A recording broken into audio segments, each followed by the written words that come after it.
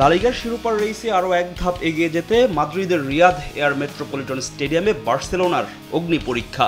তবে হ্যান্সি ফ্লিকের দল লেটার মার্কে উতরে গেছে তা পিছিয়ে থেকেও দারুণ প্রত্যাবর্তনে অ্যাটলেটিকো মাদ্রিদের বিপক্ষে জয় তুলে নিয়েছে ব্লগানারা। বার্সার বিপক্ষে রোজি ব্লাঙ্কোদের হারে হয়তো সবচেয়ে বেশি কষ্ট পেয়েছে রিয়াল মাদ্রিদের সমর্থক, কারণ এই জয়ে একদিনের মাথায় রিয়ালের কাছে লা লিগার হারানো শীর্ষস্থান পুনরুদ্ধার করল ফুটবল ক্লাব বার্সেলোনা।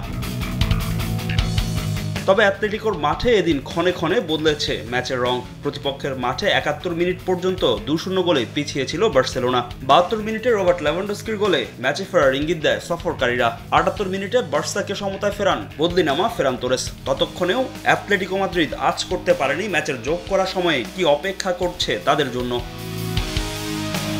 ৯২ মিনিটে লামিন ইয়ামালের ডিফ্লেক্টেড শট খুঁজে নেয় জাল, আর ম্যাচে প্রথমবারের মতো লিডে যায় বার্সেলোনা।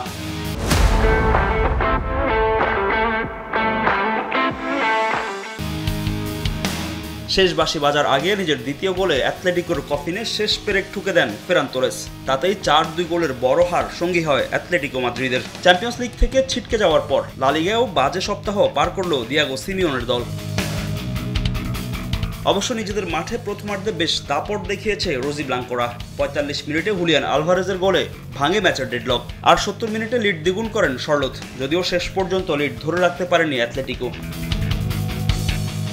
অন্যদিকে তেমন একটা জমেনি লিগ ওয়ানের শীর্ষ ২ দলের লড়াই। টেবিলের ২-এ থাকা মার্সেইকে কোনো পাত্তাই দেয়নি পিএসজি। ঘরের মাঠে ওসমান ডেম্বেলের গোলেই প্রথমে লিড নেয় প্যারিসিয়ানরা। বিরতিতে যাওয়ার আগে ব্যবধান ২-০ করেন নুনো মেন্ডেস।